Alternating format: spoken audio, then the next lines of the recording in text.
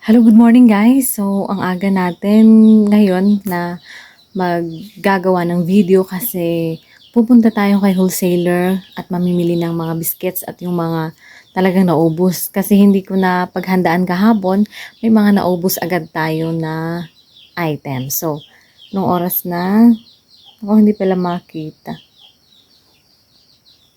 It's 6 o'clock in the morning. So, ayan, bibilisan lang natin kasi mamayang 6:30 o mga 7 o'clock is may mga bata nang mamimili. So tara na, bilisin na lang natin.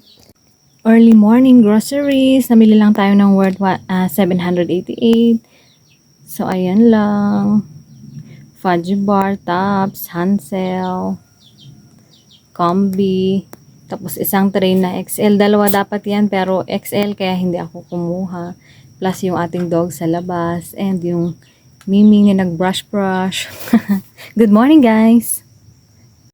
Sumunod naman na araw or the next day is nag-deliver ang ating wholesaler. Deliver pala si wholesaler ng frozen this day. So, kumuha tayo ng, ayan, yung napamili natin.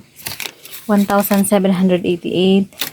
Dineliver lang. So, ito yung nabili natin. Coolers. Aha.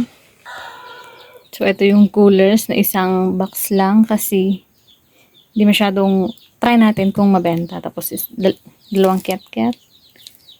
5 kilo na asukal. Tapos, ito yung frozen natin.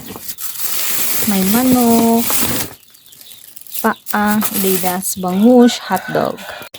So, ayun lamang po yung ating konting technique o ating konting mga ginagawa para sa ating tindahan para naman kahit papaano is may mabili ang ating mga customer.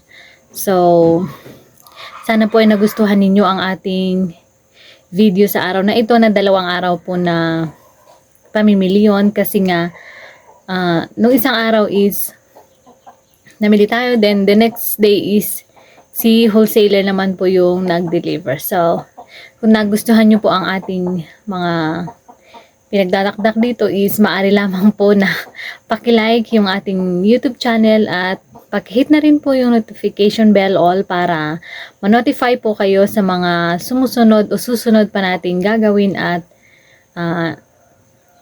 i-deliver po para sa inyo. So, this is Veron B, ang igorotang tendera from Nueva Vizcaya at naniniwala sa kasabihang panatilihing nakatapak ang paa sa lupa para hindi ka matumba. Bye-bye po, ingat po, and God bless. So, naka-jacket pa pala tayo ngayon, ay naka-sweatshirt kasi nga kahit maaraw sa labas, malamig sa loob. Malamig dun sa malilim. So, yun lang po, ingat po para hindi po tayo magkasipon.